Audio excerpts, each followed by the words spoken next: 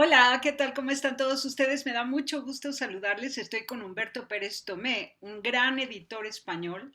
Desde hace muchos años, yo por lo menos desde el año 2000 soy testigo de que es un buen cazador de talentos. Todo el tiempo está a la caza de los mejores escritores, los mejores autores, tanto para obras literarias como novela, cuento, etcétera, pero también y sobre todo desde hace algunas décadas se ha especializado en la batalla cultural. Así que, bueno, pero también es autor. A ver, te saludo Humberto y después voy a mostrar algunos de tus libros. ¿Cómo estás, Tere? Me alegra muchísimo poder celebrar esta reunión contigo, va a ser y es tan abierta como promete ser. Eso espero, seguramente que sí. El tema va a ser la batalla cultural, qué entendemos por cultura y qué entendemos por fe, ¿no? Y vamos a ver si podemos diferenciar la cultura de la fe o, bueno, a ver qué nos explicas, ¿no? Para entender esto. Bueno, Humberto es autor de Una vuelta de tuerca. Esta obra es magnífica, todavía sigue a la venta. La publicó por primera vez, Humberto, la publicaste en el año 2012. Mm. 2012 y bueno, sigue fascinando a sus lectores. Desde aquí ya te veías como un precursor de la batalla cultural, ya incluyes la defensa de la vida humana, incluyes pues la relación de la ONU con el mundo en relación a los temas más importantes, ¿no? Tiene una colección también, Humberto, es autor de pues esta trilogía que incluye el primero, Tom el Fuerte, todos lo hicieron mal. Después viene El perro de Ben. Y después viene Azul, pero azul oscuro. Todos lo hicieron mal. Es la historia de una familia y los miembros de una familia, cómo se va desarrollando. Y bueno, el lector se va metiendo en los personajes, en el ambiente, en el tiempo y va también entendiendo algunas cosas importantes, como que es una advertencia constante, además de emocionante todo lo que va ocurriendo, porque está escrito tipo novela, pero siempre con un aporte en valores humanos trascendentes. Bueno, tenemos este otro de relatos urbanos. Este fue de lo primero que hiciste a través Eh, de la revista La Caja, una revista donde también me invitaste a escribir hace años de Efectivamente, años y, hiciste varias colaboraciones muy buenas, además. y que me O sea gustó que, muchísimo y además el formato de la revista único. No he vuelto a ver otra revista tan original como esa, con todo tipo de letras, porque además eres diseñador gráfico, mm, diseñador editorial, y esto hay que decirlo porque también tiene que ver pues la imagen, la portada, el diseño, la tipografía con el éxito de los libros. Ahora, bueno, también tengo uno que es una joya. Esta fue una edición especial por los 25 años de casado de Humberto, que hizo una edición especial para familiares y amigos, ¿no? Y que compartió, pues así, de esta manera, su alegría en el 25 aniversario de su matrimonio. sí. Y como editor tengo un montón de títulos: Historia de la guerra, de las guerras de religión. Muy interesante, ¿no? Para conocer cómo nos estamos relacionando hoy todas las religiones, pues hay que conocer cómo han ido evolucionando en el tiempo en sus relaciones. Lutero, Calvino y Trento. Tenemos Feminismo sin complejos. Mártires cristianos bajo el nazismo. El Yunque en España. Luces de la hispanidad. ¿Cómo hablar de Dios con un ateo? Wow, no, no, no, es que Humberto, regresé de este viaje a España con todos tus libros y ahora Ya necesitaba veo. mucho tiempo. La crisis de Occidente, orígenes, actualidad y futuro. Muy interesante. Y Orígenes, de Sí, José Ramón Ayllón. Bueno, como ven ustedes, los libros no son cualquier cosa, son libros de muchísimas páginas, son libros de investigadores, de gente estudiosa, de gente inteligente que está a la vanguardia en la batalla cultural, que nos está ayudando a encontrar pues el camino de la justicia en esta vida que podamos caminar con verdad y justicia, y es un placer de verdad conocerte, quererte, ser tu amiga, tu hermana, y ahora platicar contigo un tema muy interesante, Humberto. Si la batalla cultural la están emprendiendo especialmente los cristianos de todas las denominaciones en defensa de la vida del ser humano, en defensa de la imagen y semejanza de Dios en el ser humano, que esto dicho así no lo entiende mucha gente. Imagen y semejanza de Dios, y es ahí donde estriba la dignidad del ser humano, creado a imagen y semejanza de Dios, la dignidad como hijo de Dios, del Creador, ¿no? Esto pues quizás suena como un mito a algunas personas, y de ahí se mofan y de ahí toman como su camino, su empresa para atacar la vida, para ningunear a Dios y ningunear al ser humano, minusvalorar la vida humana y hacernos a todos perder un poco el piso y el sentido de la vida por la tristeza que ocasionan en su batalla en contra de los bebés en útero, en contra de los adultos mayores, proponiendo la eutanasia, no dando tiempo a la aceptación de un duelo hasta llegar pues, a aceptar que detrás de una enfermedad o detrás de un proceso ya en la recta final de la vida para fallecer, pues hay mucho aprendizaje, es como que lo último que todavía tenemos que aprender antes de dejar el cuerpo hecho polvo. Y ellos todo eso lo atacan, no le encuentran sentido y proponen cosas horribles como las ideologías de género, etcétera. Ahora, esto es lo que está pasando. Las nuevas generaciones están confundidas entre el discurso cristiano y el discurso que pulula en el ambiente mundano en contra de la vida y de la dignidad del ser humano, de la naturaleza humana, reconociendo hombre como hombre, mujer como mujer, independientemente de luego las confusiones, gustos y disgustos que tengan en relación a su identidad biológica. Pero entonces la confusión la estamos tratando de aclarar, o sea, quitar, escampar todo aquello que confunde para que tengan claridad filosófica, pero también teológica. Por eso te pregunto, ¿cómo diferenciar fe y cultura? ¿Cómo describes cultura y luego fe y luego cómo se relacionan o se diferencian? Bueno, yo creo que de todas estas cosas que has dicho, que son pues una introducción muy importante porque abarca muchísimos aspectos, a mí me parece que, que tendríamos que intentar, para poder explicar el ahora, tendríamos que ir un poco a las raíces del todo, ¿no? Porque intentar explicar sin ninguna base lo que está sucediendo ahora, pues al final no haces nada más que mover fichas en un tablero, pero sin que se aclare nada, ¿no? Eh, y yo creo que, bueno, hay que partir de la base de que tanto en América como en España especialmente y en muchos países de Europa, como Italia, Portugal, incluso Holanda, a pesar de que ahora mismo Holanda sea el adalid de lo progresista, en Europa al menos, en cuanto a sus teorías eutanásicas, teorías sexuales y teorías sobre la vida respecto al aborto y todo esto. La base holandesa es católica, lo mismo ocurre con Suecia, también es católica, ¿no? Y la monarquía que tienen lo es, ¿no? Independientemente, insisto, de lo que ellos hagan con sus vidas, ¿no? Incluso en las políticas que generan estilos de vida determinadas, ¿no? Porque las políticas están para generar estilos de vida, ¿no?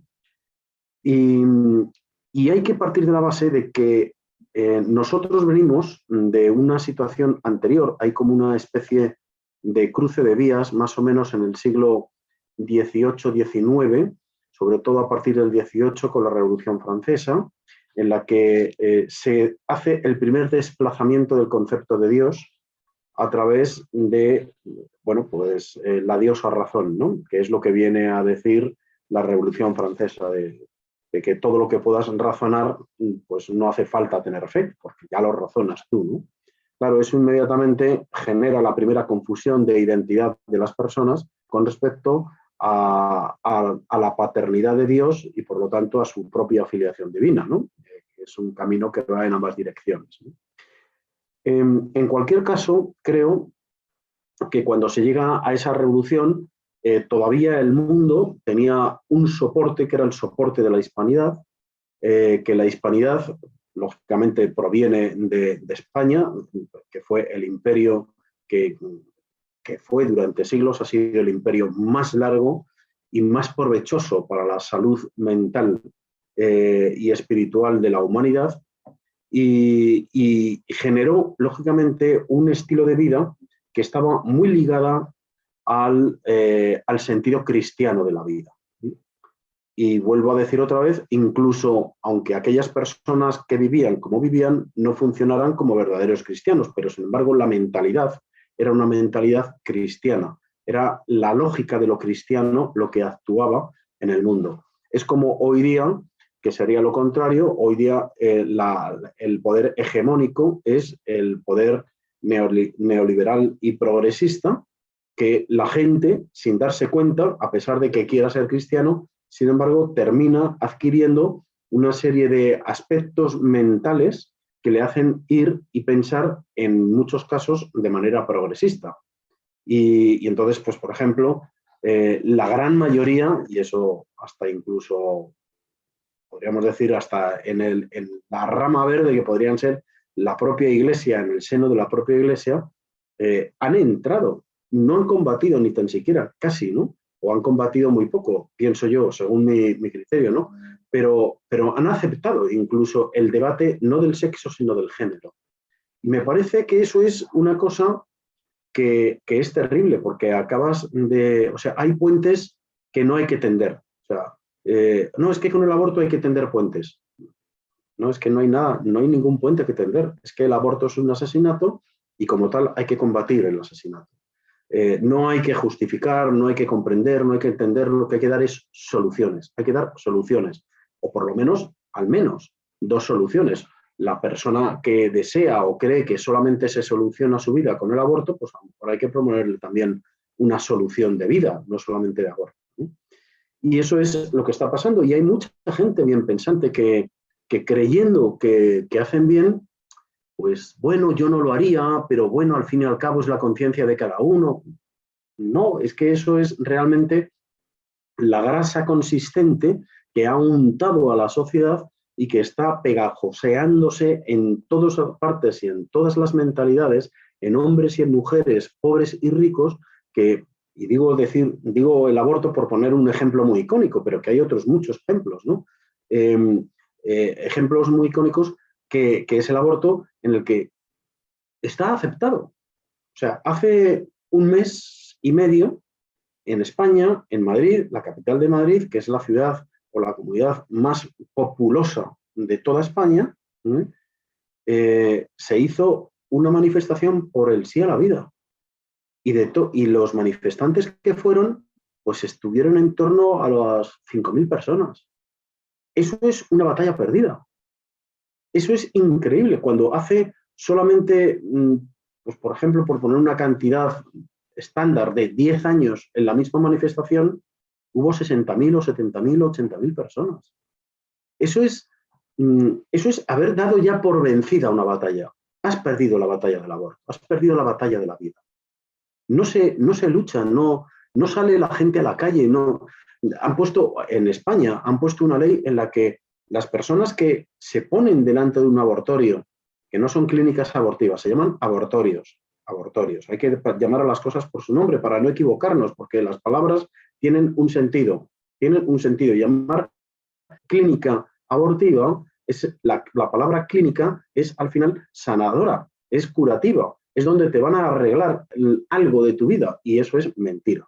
Entonces se llaman abortorios. Perdonad que insista en este tema porque es muy importante, y las personas que trabajen en medios de comunicación y que tengan acceso a los medios de comunicación de alguna manera, que hagan hincapié en ello, ¿no? Entonces, que en España las personas que van allí y solamente se ponen delante, en la acera de enfrente, a rezar, se les puede denunciar y se les puede poner multas, incluso tener penas de cárcel. O sea, es la antítesis a la libertad más absoluta. la más absoluta de las libertades, ¿no? Pero sobre todo estas manifestaciones de solo 5.000 personas, en contraste con las 60.000 personas que acudían a estas manifestaciones en otros tiempos, habla de una pérdida de sentido de la vida. Ya no se aquilata el valor de la vida. Antes era natural alegrarse con el embarazo de una mujer. Una mujer embarazada era la alegría de toda la familia, no solo la nuclear, sino la extensa, y se apresuraba a dar la noticia a sus amigas y a sus vecinos y a todos los familiares y amigos.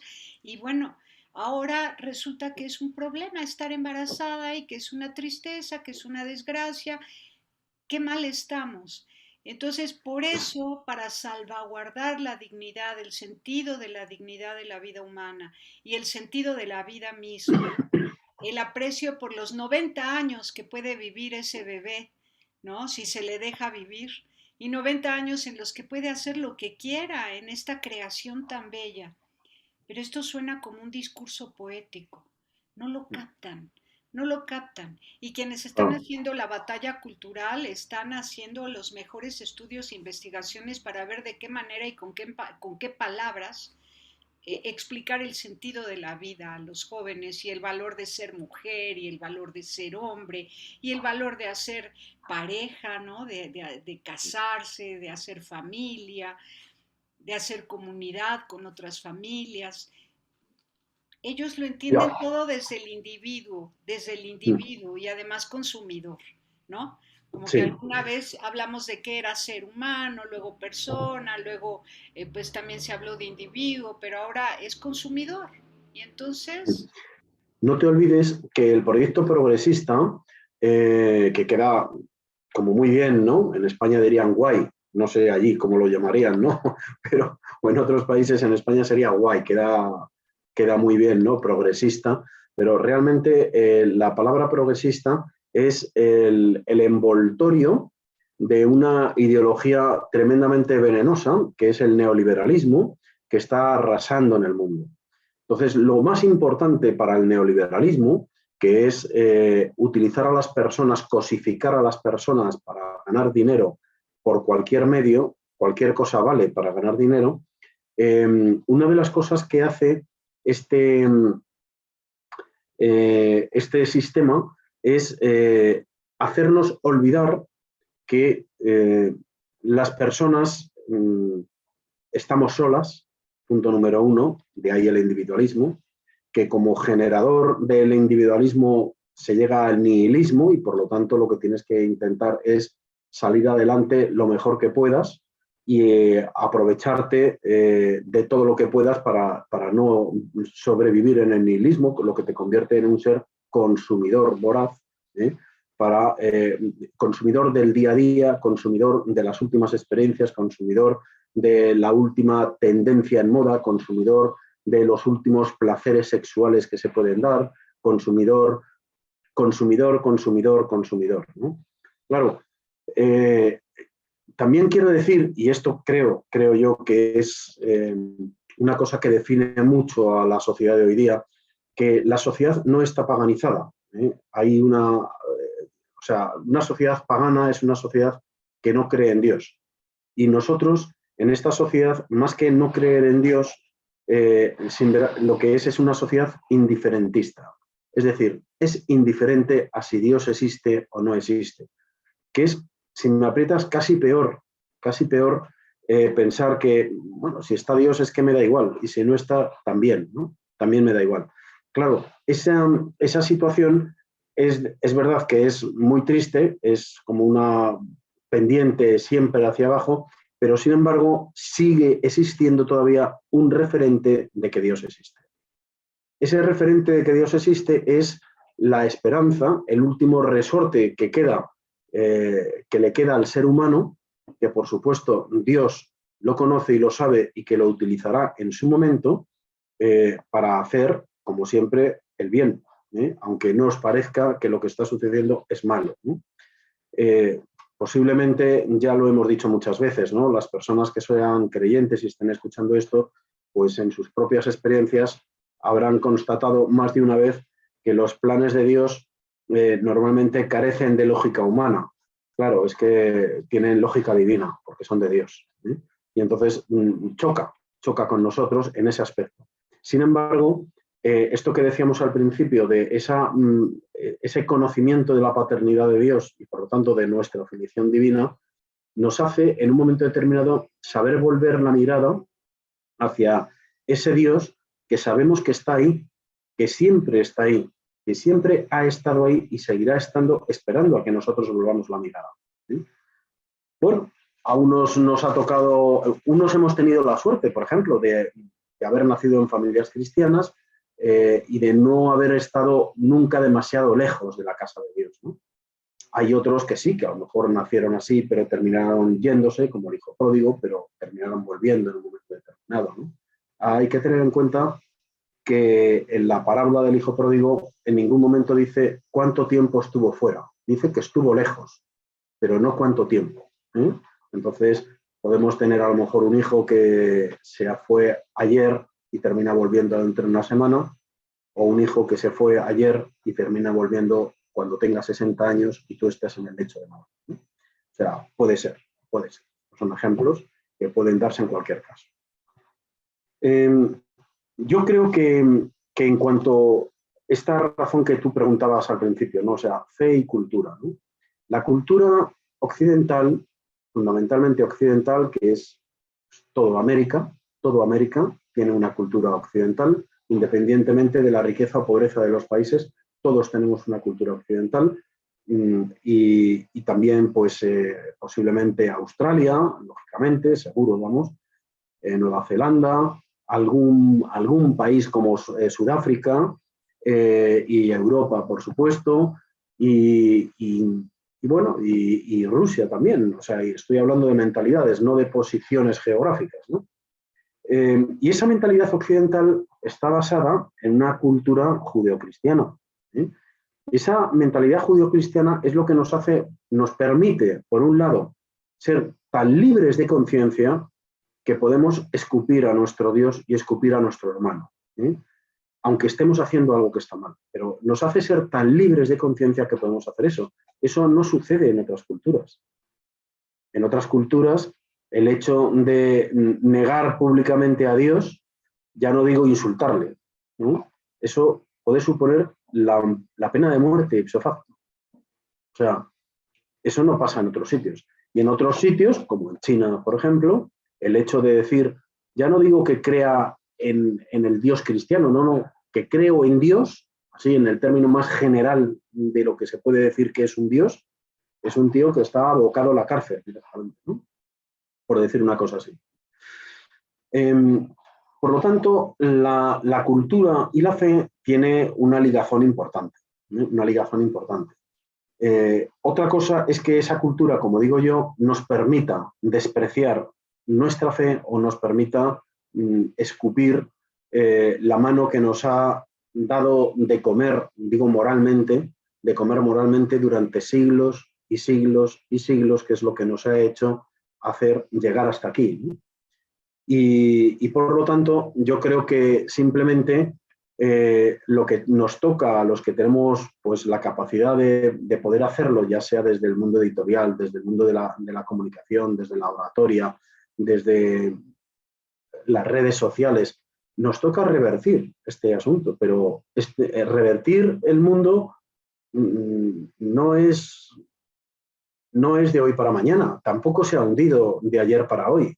¿Sí? O sea, que es que llevamos muchas décadas de dejación, llevamos siglos de desintegración, de ir rompiendo, laminando permanentemente el corazón de los hijos de Dios, ¿no? Y se ha ido permitiendo, unas veces por dejadez, otras veces, hombre, no es para tanto, ojo con esta frase del no es para tanto, porque en el momento en que estás diciendo eso, ya estás concediendo a esa parte que no es buena. Estás concediendo, aunque sin embargo parezca que eres muy, ¿cómo te diría yo? Que eres muy tolerante, ¿no? Y que te solidarizas con el de enfrente, ¿no?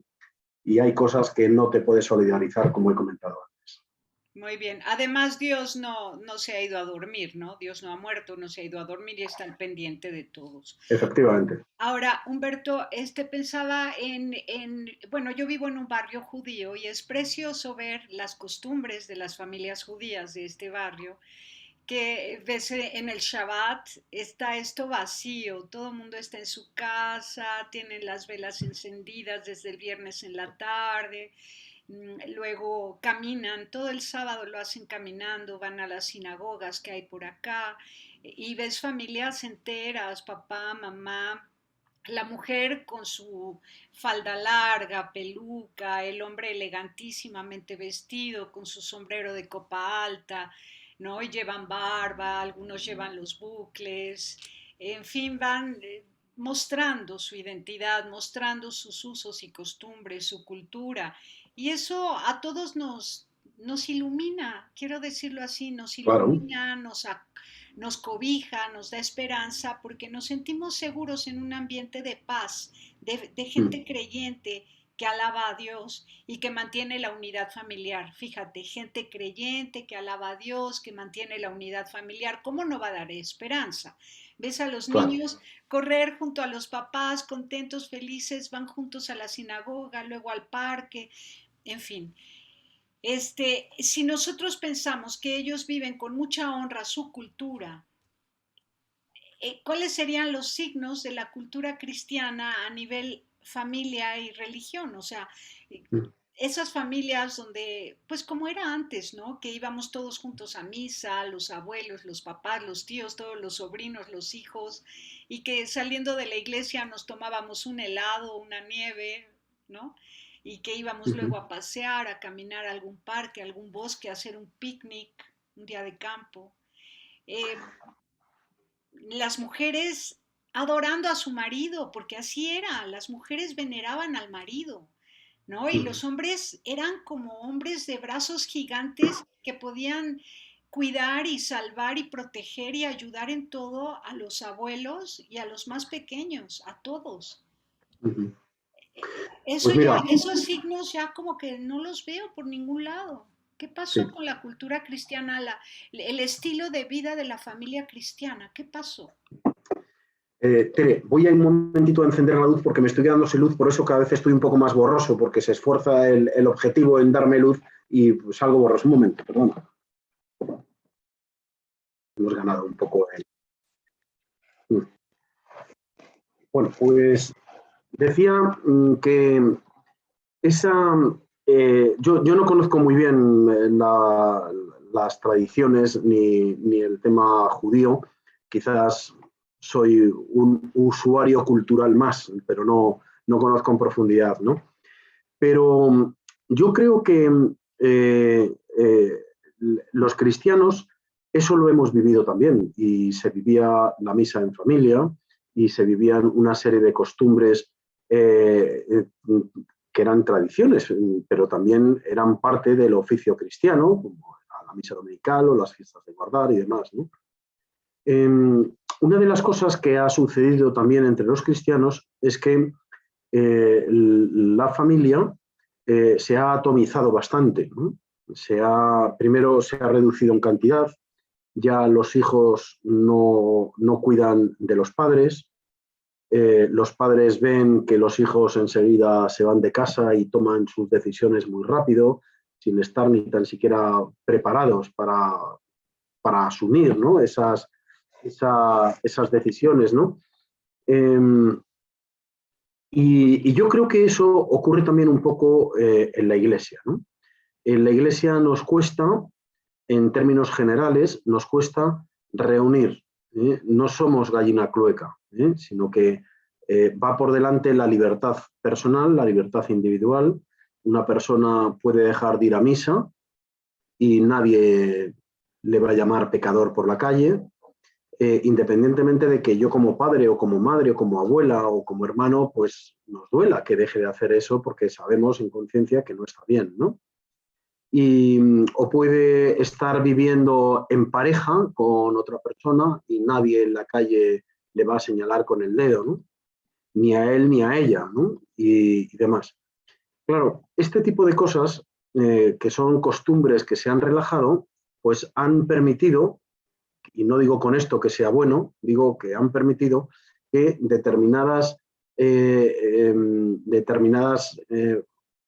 bueno, pues leyes cristianas, las leyes de la ley de Dios o las leyes de la Santa Madre Iglesia, que están ahí para cumplirse, han dejado de tener el carisma del cumplimiento. ¿Eh? Y entonces las cosas ya, bueno, más o menos, pero ¿vas a misa los domingos? Sí, hay algunas veces, cuando voy a ver a mi madre la acompaño. Y con tu novia, sí, nos vamos de viaje con mi novia. Bueno, pero es que lo que estáis haciendo está mal porque atenta al sexto mandamiento, ¿no? Y estás, ¿ya se ha abortado? Bueno, sí, pero también abortó fulano. Ya, pero es que el aborto atenta al quinto mandamiento. O sea, es que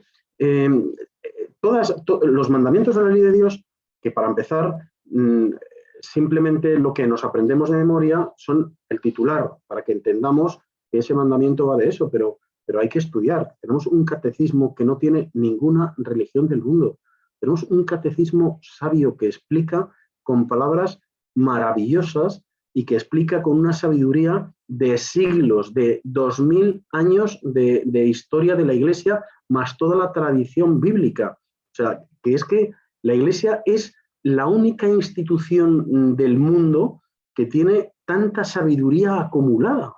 ¿Eh? Incluso con el Concilio Vaticano II, más de 100 artículos que nos aportaron las iglesias de la Reforma. O sea, está completísima, va madurando, va tomando lo mejor de todos los cristianos, de las distintas experiencias cristianas, y va completando y madurando y caminando junto con otros cristianos, incluso junto con otras religiones, de manera que la antropología filosófica que aporta el cristianismo, ¿no? La filosofía sobre lo que es el ser humano, lo que es la vida, la familia, es completísima, es deliciosa, es muy sabia. Ahora, Humberto, porque yo pensaba, qué lindo sería que los jóvenes cristianos, que estos que participan en los grupos juveniles y que van a estos eventos mundiales que organiza el Papa con los jóvenes en distintos países, cada 2 años. Las Jornadas Mundiales de la Juventud. Las Jornadas Mundiales. ¿Es cada año o cada 2 años? Cada 2 años, yo creo. Bueno, si entendieran muy bien cómo concebimos el matrimonio y lo vivieran como se vive al estilo cristiano, no como se vive en el mundo. En el mundo papá y mamá trabajan, ¿no? En el mundo los niños se van a la guardería, la mamá solo les da pecho 3 meses, los lacta 3 meses y los manda a la guardería y ella vuelve al trabajo. En el mundo pasa eso, pero ahí es donde se va diluyendo pues el amor, la ternura, la presencia comprometida, el estar y el ser unos con otros en familia. En cambio, si pensamos, voy a vivir mi familia al estilo cristiano, ¿cuál es ese estilo? Aunque les dé vergüenza decirlo, ese estilo es la mamá en casa, cuidando toda la armonía del hogar, embelleciendo la casa y el corazón de sus hijos, lista, sana, fuerte y dispuesta, descansada para recibir al marido y llenarlo de besos, o sea, y el marido trayendo lo necesario al hogar y ella administrándolo adecuadamente. Esa sería, pues, la vivencia de una familia cristiana. ¿Por qué no hay arrojo para defender ese estilo de vida? O sea, mi familia es cristiana, sí, ¿cómo viven? Y que se note que hay algo diferente, ¿no? Sí. Mira, yo creo que es que uno de los males con los que convivimos hoy día, en todas las edades y en todos los países, es lo que se llama el pragmatismo materialista, ¿no? Es decir, que yo hago las cosas porque me interesa hacerlas en ese momento. Hay que tener en cuenta también que la juventud de esta época, el concepto de futuro le tienen prácticamente anulado. Viven el día a día, viven el momento, no saben qué les va a pasar mañana porque la propia sociedad neoliberal no genera proyecto de vida. Y por lo tanto, ellos se quedan anclados en el día a día. Hoy estoy aquí, mañana no lo sé. ¿Qué ocurre entonces con este proyecto de matrimonio cristiano? Pues que lógicamente, aunque los dos contrayentes sean cristianos y tengan deseos de querer hacer y fundar un matrimonio cristiano, una familia cristiana, no dejan de ser también hijos de su tiempo. Y ellos entienden, porque además todo su entorno lo justifican sus hermanos, lo justifican sus padres, los padres de cada una de las partes del matrimonio, lo justifica la sociedad, lo justifican los amigos, de que no somos capaces de salir adelante si no trabajamos. Claro, es que eso es terrible, porque es que nosotros salimos de casa de nuestros padres, que llevan a lo mejor 30 años casados, y queremos irnos a vivir como vivíamos en casa de nuestros padres, cuando tú apenas llevas un año de vida fuera de casa de tus padres, ¿no? No has tenido ni la ilusión por hacer tu propio hogar, ni por hacer tu propia casa, ni por haberla construido año a año con el esfuerzo de tu vida. Entonces todo el mundo quiere vivir en el sitio bueno, quiere tener los muebles buenos, quiere tener las cortinas de moda, la cocina súper maravillosa, que se abren los cajones y no hace ruido, el lavaplatos que funciona dando un chasquido de dedos. Todo lo queremos, y todo eso, lógicamente, invita a tener que ganar mucho dinero. Este fin de semana pasado se ha casado un hijo mío y el sacerdote, en la homilía, que es, por cierto, hermano de mi mujer, dijo una cosa que a mí me dejó taladrado el corazón, porque me parece que es una idea muy bonita y quiero contarla, ¿no? Dijo que el matrimonio, el kit del matrimonio, prácticamente lo único que de verdad vale en el matrimonio es hacer feliz al otro. Y esto es lo que verdaderamente nos libera a nosotros mismos, porque es mucho más difícil hacernos felices a nosotros mismos que hacer feliz al contrario, hacer feliz al otro. Y ese intercambio de saber que yo estoy haciendo feliz a mi mujer y que mi mujer se está partiendo la vida por hacerme feliz a mí, es lo que verdaderamente hace que se genere una felicidad que, sin darnos cuenta, se exporta por ósmosis a todo nuestro alrededor, y a la gente le maravilla. Y la gente no entiende, pero es que da gusto estar con ellos. Es que qué bien, ¿no? Oye, invitémosles a cenar, que vengan más veces, que tal. Y les ves que vienen con un hijo y que les llega el segundo y que les llega el tercero. También, precisamente en este fin de semana, que gracias a Dios tuvimos reunidos a todos mis hijos, una de mis hijas pues nos dio la feliz noticia de que están esperando el tercer hijo. O sea, es que todo eso es una cosa que genera, como tú decías antes, que me ha parecido precioso, ¿no? O sea, es que el decir a la gente estoy esperando un hijo, antes es que era una especie de alegría radial que partía de la familia nuclear y terminaba repartiéndose hasta por las escaleras de la vecindad, ¿no? Todo el mundo se alegraba de que estuviese esperando un hijo. Y qué bien, y qué tal, y qué va a ser, niño o niña, ¿no? Se generaban pues esas expectativas de curiosidad, que eso estaba muy bien. Y hoy día, sin embargo, dices que estás esperando el tercer hijo, de momento se te quedan unos segundos callados y luego te dicen, estás loco, o ¿cuándo vas a parar? Y cosas así, o sea, es totalmente pesimista. Lo que antes era alegría, ahora se ha convertido en un billete de pesimismo. Es muy triste, ¿no? Es muy triste. Muy triste, Y ahí a mí me parece que los sacerdotes tienen que hacer una labor brutal en las parroquias con gente joven.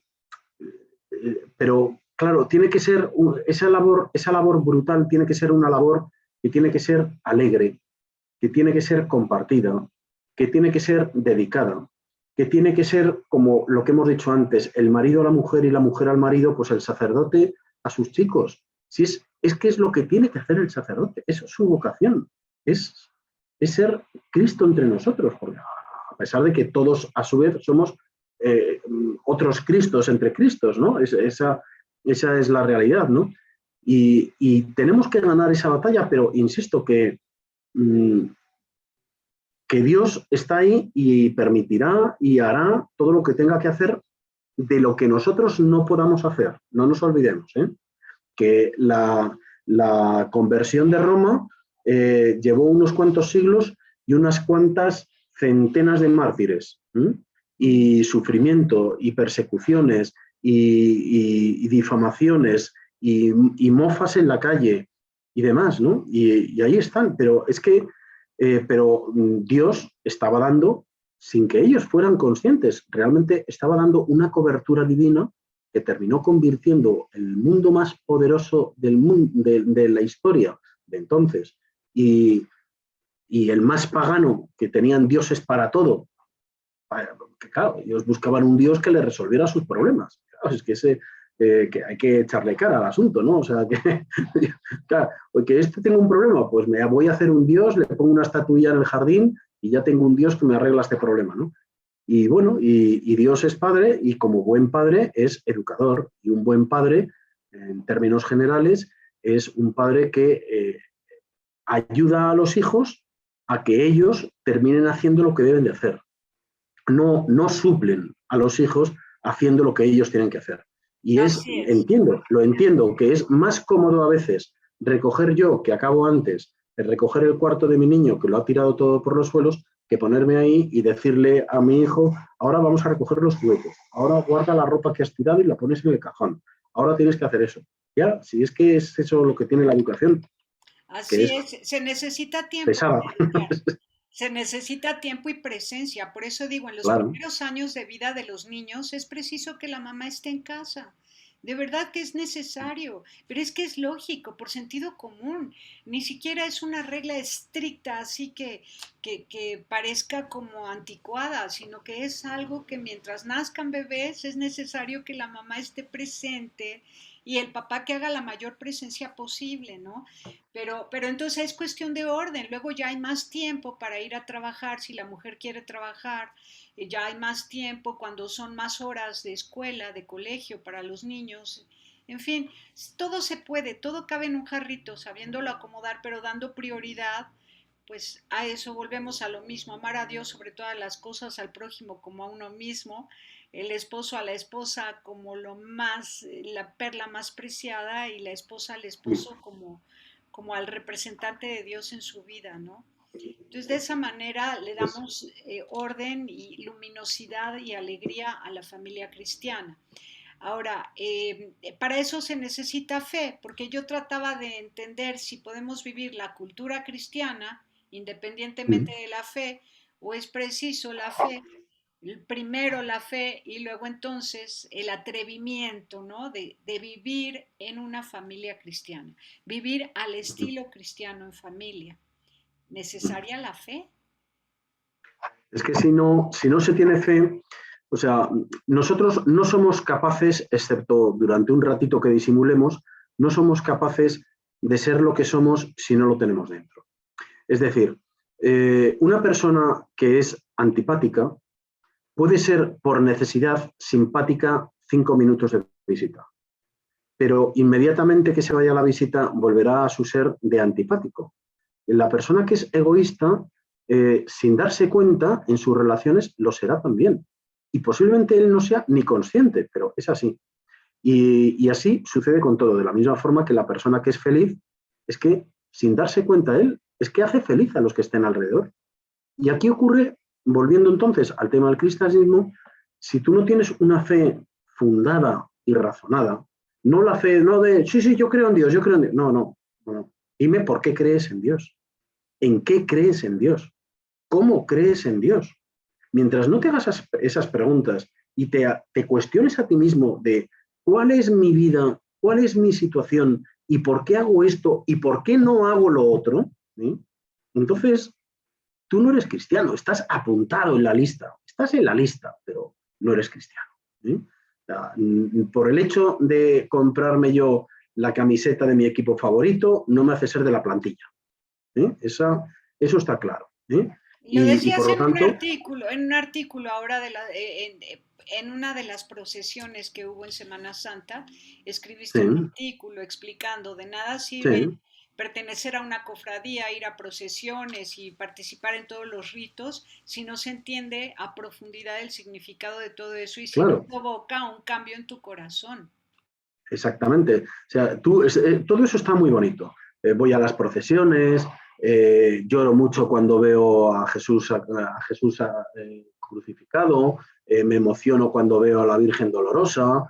Todo eso está muy bonito y es, digamos que es la tradición. ¿Eh? Pero si tú estás en una cofradía y eres capaz de hacer el sacrificio de ir llevando el paso que te va a tocar posiblemente pues 100 kilos de peso por cada uno de los cofrades, o por lo menos cada uno de los costaleros, mejor dicho, y estás dispuesto a hacerlo con frío, incluso algunos hasta se descalzan y hacen todo este recorrido y están dispuestos a sufrir esas llagas de los pies durante una semana. Pero eso no te ha cambiado, no te ha cambiado por dentro y no te hace sentirte más hermano de tus hermanos, más cerca del Señor, más entregado en la Eucaristía, con un propósito de acudir a los sacramentos, especialmente el de la confesión y la Eucaristía. Si todo eso no te mueve a ello, entonces tú no eres cristiano, no eres costalero, simplemente vas a una cosa que te gusta como el que va al gimnasio. O sea, es que tiene el mismo sentido que el que está en el gimnasio levantando pesas, que yo me pregunto, ¿y eso para qué sirve? O sea, ¿para qué me sirve que un señor esté ahí, taca, taca, taca, subiendo 100 kilos para ponerse el brazo gordo? Pues no lo sé, a mí O, no o tiene ningún tomar sentido. o tomar la religión como espectáculo religioso, que Como puede ser espectáculo religioso, claro, ¿no? emocionante, pero no provoca ningún cambio, ¿no? Claro. Ahora, a los católicos, para poder asumir la fe, vivirla, recibirla como el don de Dios más preciado, para saber vivir, porque la fe, si la queremos, es porque queremos saber vivir, que yo crea en ti para que pueda vivir bien, para que viva conforme a tu voluntad, porque la voluntad de Dios es la voluntad del amor, la voluntad de la felicidad, ¿no? Entonces, para poder vivir el amor y la felicidad, eh, queremos tener fe, ¿no? Pero no se lee la palabra de Dios. Yo me he dado cuenta que muchos católicos llegan a misa solo a comulgar y se van. No importa la palabra de Dios, no ponen atención a la palabra de Dios, no toman la Biblia en sus manos, no la leen, no escudriñan la palabra de Dios. Bueno, es que para Por empezar, qué no hay esa costumbre? ¿Por qué no hay esa práctica más comprometida de parte de los católicos? porque se ha diluido, porque se ha diluido el sentido de la misa. O sea, para empezar, ese católico que va a misa, que va a misa solo a comulgar y se va, ese señor no ha ido a misa, ese señor solo ha ido a comulgar. No ha ido a misa porque no es misa completa. La misa completa incluye la liturgia de la palabra y la liturgia de la Eucaristía. ¿Sí? Y si tú te saltas una cosa o la otra, pues es misa incompleta. Vamos, que no has oído misa el domingo, así de claro. Por lo tanto, has atentado al tercer mandamiento de la ley de Dios y el de la Madre Iglesia. ¿Sí? Y por lo tanto, tienes que ir a confesar, vamos, lo digo así de claro. ¿No? Eh, A ver, el Humberto, nada tema más de las... quiero completar lo que dijiste. Por lo tanto, te Sí, tienes que ir a confesar, dices, como buen papá de familia, claro, familia numerosa. Bueno, te tienes que ir a confesar del desinterés que tienes respecto de Dios. O sea, tu pecado es exactamente, que no estás amando a Dios sobre todas las cosas. Tu pecado es claro. que estás minimizando a Dios en tu vida, es tu poca relación con Él, tu pues desdeñar el tesoro más preciado que es la posibilidad de tener una relación con Dios.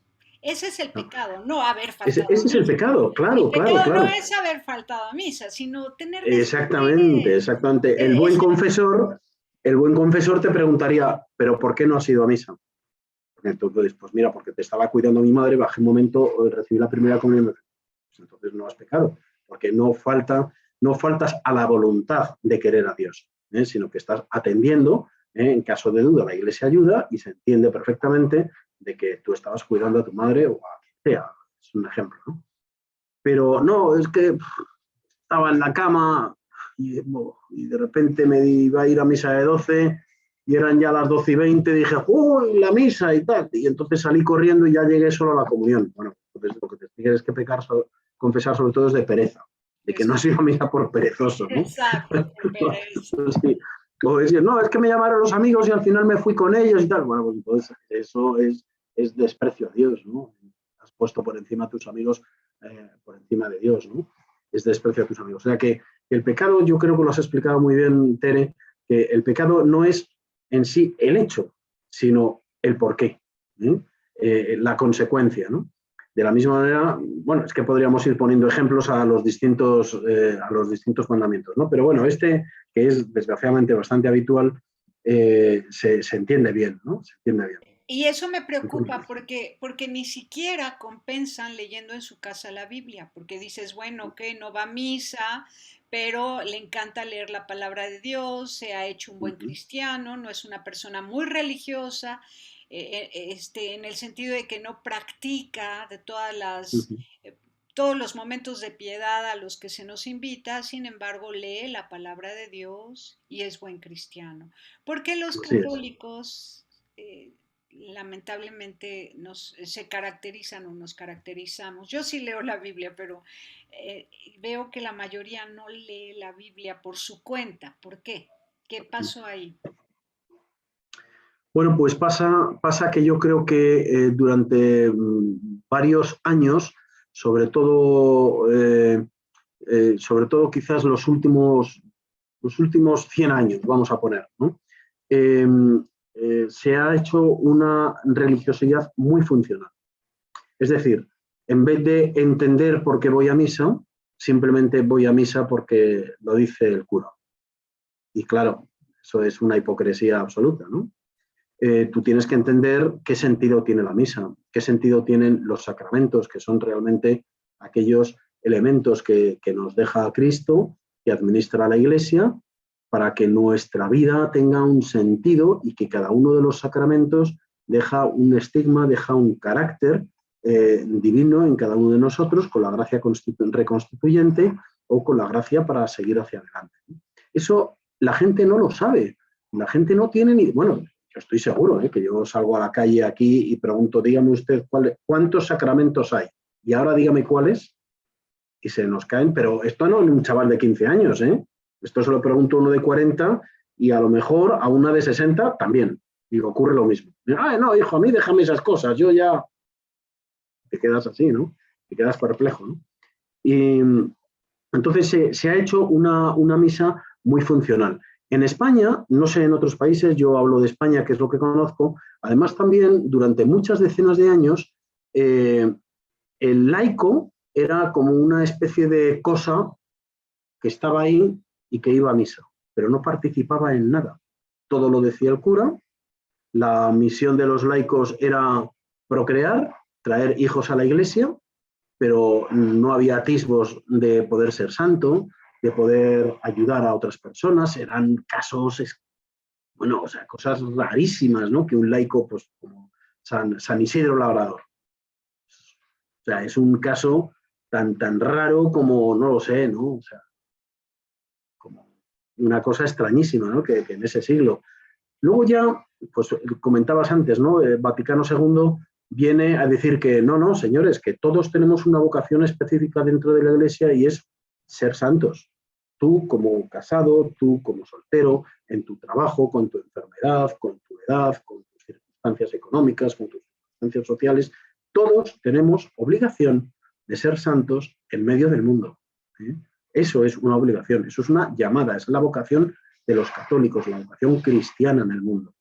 Y por lo Ahora, tanto, sí, y por lo tanto se acabó. O sea, el cura hace lo que tiene que hacer y los laicos tenemos que hacer lo que tenemos que hacer y debemos hacerlo, que es participar, es ayudar, es hacer apostolado, es dar catequesis, es colaborar con la parroquia, colaborar con la comunidad, organizar grupos de charlas, esos matrimonios que a lo mejor tienen experiencia, hablar con matrimonios más jóvenes o con personas que se van a casar y transmitirles su experiencia de vida, cómo se ha hecho esto, qué situaciones se pueden pasar, cuáles son las circunstancias que se dan en un matrimonio, cómo se resuelven los conflictos matrimoniales, cuando se discute, cuando se regaña, cuando se deja de querer, cuando uno, a pesar de todo, sigue durmiendo con su mujer o con su marido, a pesar de que ese día tienes un enfado que te lo hubieses comido en la olla al mediodía, ¿no? Al marido o a la mujer, ¿no? Pero es que ahí es donde ayuda, que hay muchas veces que se dice, bueno, sí, la gracia del matrimonio, ¿dónde está la gracia que da el sacramento del matrimonio? Pues mira, justamente en eso, en que en vez de habértelo comido, al final te has metido en la misma cama con él ese día. Eso es gracia del matrimonio. Y es Muy bien, resolver que con se los han hijos. perdonado, que se han Y que, perdonado. Y bueno, todo el así es, apostolado del que hablas es fruto de la gracia, porque solamente naturalmente, cristianos llenos de naturalmente, gracia de Dios naturalmente, son los que participan en tantas actividades. sin Ahora, duda. entonces lo primero a lo que hay que llamar es a recuperar la gracia, a leer la palabra de Dios, llenarse de Dios y después vamos a ver cómo el Espíritu Santo actúa, ¿no? Claro, claro. Entonces, Humberto, veo en las redes sociales, ahora he estado en YouTube, pues lo más activa que puedo, tampoco es de diario, ¿no? Pero hago mis humildes aportaciones, ¿no? Mm, Pero he estado viendo cómo es la dinámica en las redes sociales y veo que hay muchos ataques entre católicos, cristianos y católicos, como que la mm, batalla cultural también ha sido ya una batalla nueva de religiones, pero no atacan tanto las religiones, sino a las personas que de buena voluntad están tratando de mm, transmitir el pensamiento cristiano desde su propia denominación, lo cual me parece muy bello porque cada quien desde sus convicciones y lo que ha tomado de la palabra de Dios, pues lo comparte. Pero se mm, atacan entre católicos y cristianos y eso pues corrompe lo mm, que intentan hacer de pues de una nueva evangelización, mm. como en paralelo a la batalla cultural para combatir el progresismo o frenarlo, ¿no? Mm. Entonces, Bueno, yo creo, un consejo final como, pues, eres experto, conocedor del ser humano y conocedor de un montón de intelectuales, de un montón de gente que está escribiendo libros y tal. sí, ¿Qué pues les mira, puedes decir a quien ataca? Por ejemplo, a mí me duele mucho cuando atacan a los protestantes. Soy católica y me molesta muchísimo cuando mm, atacan a un reformado. Me molesta muchísimo. bueno, yo aquí puedo dar un consejo y un consuelo, las dos cosas. Desgraciadamente, o no desgraciadamente, a lo mejor ha sido necesario también para otras muchas cosas dentro de la historia de la Iglesia. Esto no sucede hoy en las redes sociales, ha existido siempre, siempre, vamos. De hecho, en los Hechos de los Apóstoles ya tenemos ahí una primera discusión entre San Pedro y San Pablo, por ejemplo, que luego resuelven bien y le resuelven bien por una razón, porque Pablo se ciñe a la autoridad que es Pedro. O sea, se resuelve como hay que resolverlo. Pero luego va avanzando la historia de la Iglesia y dentro de los propios católicos, pues, y cogemos las órdenes pilares del fundamento católico, te coges a los carmelitas con los dominicos, los agustinos y los jesuitas. Y dime que cuando no ha habido bofetadas entre ellos, ¿no? Hasta el punto incluso de que se han atacado, insultado, y vamos a ver, Santa Teresa de Jesús fue llevada a la Inquisición porque la acusaron los dominicos, ¿no? O sea, es que, ojo, que esto no es nuevo, desgraciadamente no es nuevo, o sí, o ha sido necesario, Dios lo ha querido para que se crezca más en santidad, para que se crezca más en intelectualidad, para que haya habido personas muy santas como San Juan de la Cruz, la propia Santa Teresa de Jesús y otros muchos, el propio San Agustín, San Ignacio de Loyola, bueno, todos estos, gente que gracias a esa lucha que tuvieron que batirse el cobre con la jerarquía de la Iglesia, con sus propios hermanos, con otras instituciones, eran gente con una gran capacidad intelectual que terminaron siendo unos doctores de la Iglesia, otros padres y otros gente que ha dejado una tremenda labor escrita, intelectual, que ha sido el fundamento del que hoy, gracias a Dios, podemos decir, aquí estamos todavía, ¿no? O sea, eso está. Bueno, eso como consuelo, ese es el consuelo de lo que hoy está sucediendo. Entonces, hoy es verdad que nos encontramos en que incluso entre católicos, tú comentabas, ¿no? O sea, cuando los católicos y tal son... Bueno, es que desgraciadamente no dejamos de ser seres humanos, ¿no? Y tenemos una visión, muchas veces yo creo que una visión muy estrecha de la vida, incluso de nuestra propia vida, que nos hace ser a veces demasiado obsesivos y obcecados con nuestras propias razones. Y eso en las redes sociales, además, como no estamos mirando a la cara como tú y yo nos estamos mirando ahora, y podemos decir barbaridades que jamás nos diríamos si tuviésemos a la persona delante. Eso es verdad que las redes sociales han conseguido, pues efectivamente, ese abroncamiento grosero, muchas veces ordinario, cuando tratas a una persona que incluso siendo de los tuyos no coincide en una cosita pequeñita, distinta, ¿no?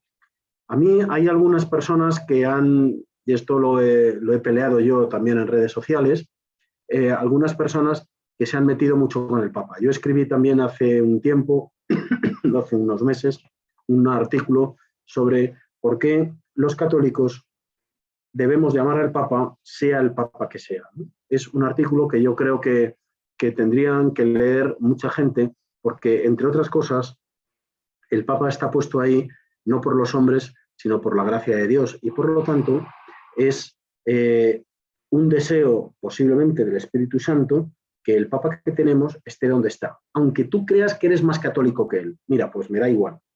El Papa que tenemos es el que tenemos.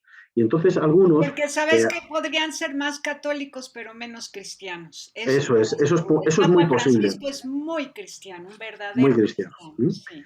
Y entonces algunos que han arremetido contra el Papa con que si es masón, con que si permite, con que hace en compañía de este, porque se hace una foto con el otro. Y entonces yo solamente contestaba en el mail, perdón, en el Twitter, contestaba a esas personas que laceraban la imagen y la figura del Papa. Yo solamente les decía lo siguiente: te recuerdo que Cristo también comía con prostitutas, publicanos y pecadores. Punto. Es que no hay nada más que decir. Y si eso no lo entiendes, y si eso lo justificas en Jesucristo, pero no lo justificas en el Papa, entonces es que eres muy católico, pero poco cristiano. Te has aparcado. Y es porque no leen la palabra de Dios, no conocen a Cristo. Quien ataca Claro, al Papa Francisco es porque claro, no conoce a Cristo, no ha leído el Evangelio, punto. eso es. Definitivamente, Eso es. porque quien ha leído el Evangelio ve al Papa Francisco y dice, este es un verdadero cristiano, Sí. definitivo. Pero hay que leer el Evangelio. Se Y tergiversan se tergiversan muchas cosas del Papa, y cuando te pones y lees despacio lo que ha escrito el Papa y te olvidas de los titulares de la prensa y de los tweets encendidos y de las páginas web estúpidas y cosas así, entonces lees al Papa y dices, pues no solamente es bueno, es que es hasta bonito lo que ha escrito. Es bonito lo que está diciendo. ¿Eh? Que a veces las cosas buenas deben de estar acompañadas de la belleza, porque si no, es verdad que puede ser bueno, pero a lo mejor se queda un poco cojo o no llega a todos los sitios donde debiera de llegar, ¿no? Eso yo creo que es muy interesante. así es, Humberto. Bueno, pues esta conversación que mueva a todos aquellos que han caído sin querer en el fundamentalismo por poco autoanálisis, autocrítica, ¿no?